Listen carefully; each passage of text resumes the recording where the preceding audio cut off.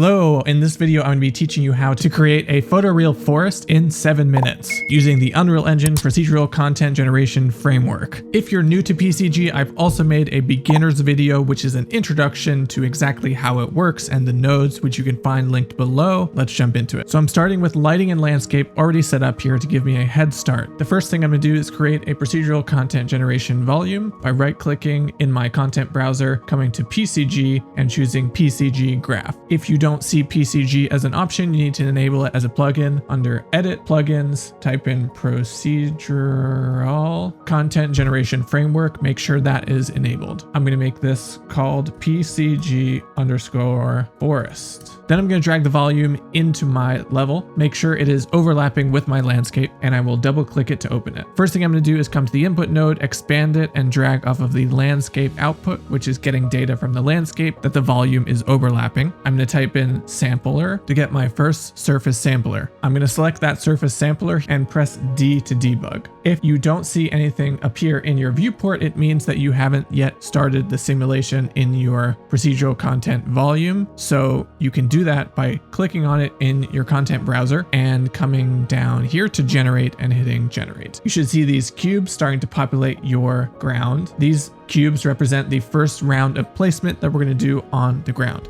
The first thing I need to place here is ground plates. These are little pieces of geometry that I've downloaded from Quixel Bridge, which you can find by hitting the plus button up here and coming to Quixel Bridge. These ground plates here are super useful for filling out your ground, making it look more varied and adding detail. So the first thing I'm going to do is spawn these all along my ground to create my forest floor. So coming back to Surface Sampler, I'm going to select the node, and I want to make these points quite a bit smaller. So I'm going to go ahead and lower them down to 5 by 5 by 5. So now that the points are smaller, I can increase the amount of them. I'm going to go ahead and increase this to 10. Now that I have a ton of points, I need to filter them a little bit. So I'm going to drag off the end of Surface Sampler and add a density noise. The density is displayed by the color of these squares here, which represent all of the points that I could possibly spawn something on. The density noise is going to add a layer of noise on top of that, which I can then filter afterwards using a density filter. In the density filter, I have a lower and upper bound in which I can filter out certain levels of density of the points, so I can keep something a little bit more manageable. The next thing I need to do is add some randomization to these points, so I'm going to come and drag off of the density filter here and add a transform points. Once I click on that, I will start debugging this one and come over here to the rotation max and add 360 in the bottom number. This will randomly rotate them between 0 and 360. I will also add a slight bit of randomization to the scale. Here it will be 0.7 to 1.2. So once I have the rotation and scale locked in, now it's time to actually spawn some pieces of geometry using these points. Drag off of transform points, type in mesh, and grab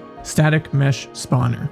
In static mesh spawner on the right side here, we need to add a number of mesh entries. In this case, I'm using 4 different ground plates. So I'm going to click the mesh entry button 4 times and expand the index and descriptor. And that's where I'm going to drag that piece of geometry into. As I do this, you'll see it start to spawn on the left side here. Second descriptor, third descriptor, and fourth. So now you can see we're getting a really varied and interesting looking ground by just respawning these mesh plates along it. But there's still too many of these points. I could just come back over here to the density filter and filter out some of them, so I'm getting less. That looks pretty good, but I actually want these to be pushed down into the ground slightly. So I'm going to come back to the transform points node, and under the offset min and max, I'm just going to lower them in the Z axis here, which is that third number to the right. And I'm going to do a -5 in the min and max, which will collectively move all of the points down by 5. All right, so this is looking pretty good. I'm going to make one small tweak to my ground material so that it matches the color of these pieces of geometry. I'll choose my landscape, come to the forest floor material, and I'll just do a slight adjustment in brightness, and that should be good. So now we have some variation added to our ground. We can always adjust the amount of pieces of geometry later. So next, I want to keep going and jump into spawning some trees. I can actually grab these nodes here and duplicate them to reuse them, and I'll plug it into the same surface sampler. This will save some computation time. In the density noise, I'm going to go ahead and press D to debug it again, double check the amount of points here, and we know we need to to reduce quite a lot of these points because we don't want that many trees. We'll increase the density noise max quite a bit,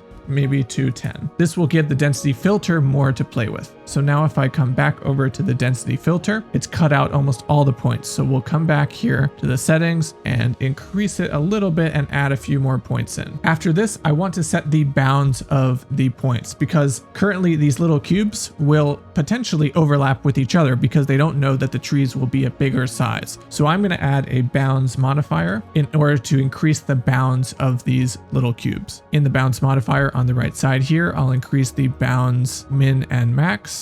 And I'll change it to 10 by 10. And in terms of Z, I'll make them quite a bit taller. So I'll make them 30 and 30. And we're not seeing any changes here because I'm not debugging specifically the bounds modifier. So I'll come back to density filter, hit D to remove the focus, and then do it back on the bounds modifier. Okay, I'm going to make these a bit taller. So I'll come over here to the 30 and increase that to 80. Now these look a little bit more like trees and we can start to get a feeling for what they should look like, but we can see here that there's still too many of them. So I'll come back to the density filter, lower it again till I have a reasonable number of trees. Make a new static mesh spawner here and connect it to the end of the bounds modifier. In the static mesh spawner, I'm going to start adding my tree meshes. I'll come back over here to my trees folder that I've made already. And these trees I got from one of Quixel's free tree packs. I'll link it below. So in the static mesh spawner, I'm going to count the number of trees I have. 1, 2, 3, 4, 5, 6. And I'm going to enter that amount of pieces of geometry into the static mesh spawner. So now that we have the tree geometry in place and we've adjusted the density to our liking, it's time to add the last layer, which is some rocks and bushes. So I'm going to go ahead and come here and duplicate my nodes again, plug them in. I'm going to adjust my bounds modifier to reflect these smaller size of the bushes. So I'm going to hit D to look at that, and I'll probably lower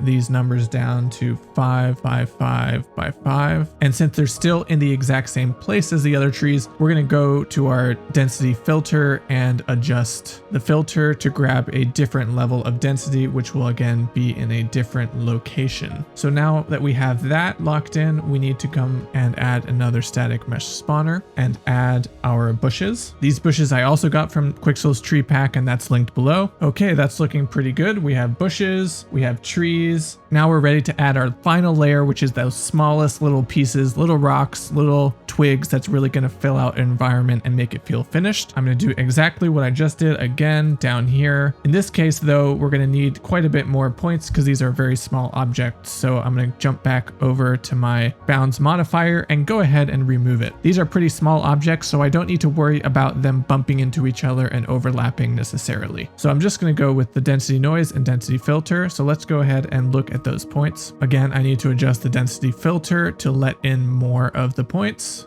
I'm actually going to leave it wide open to let in as many points as possible in this case, and I'll go ahead and grab another static mesh spawner here and added my rocks and twigs. So I've gone ahead and added my meshes, but you might notice a slight problem, which is that I'm not seeing them at all. That is because we're still using the transform points that we used before that moved the rocks under the surface of the ground. So I need to come back here for the transform points and zero out that offset, and now you'll see that the rocks and twigs are visible. And you might actually want to go and do that to the other transform points that we did duplicate last time for the trees and bushes. And now we have a forest. And if you're here wanting to use Unreal Engine as a filmmaking tool or to make animation or cinematics, I would like to direct you to a free training that I have that takes you through the full process of making a film from start to finish in under 30 minutes. If that's something you're interested in, see the link below, and I will see you in the next video.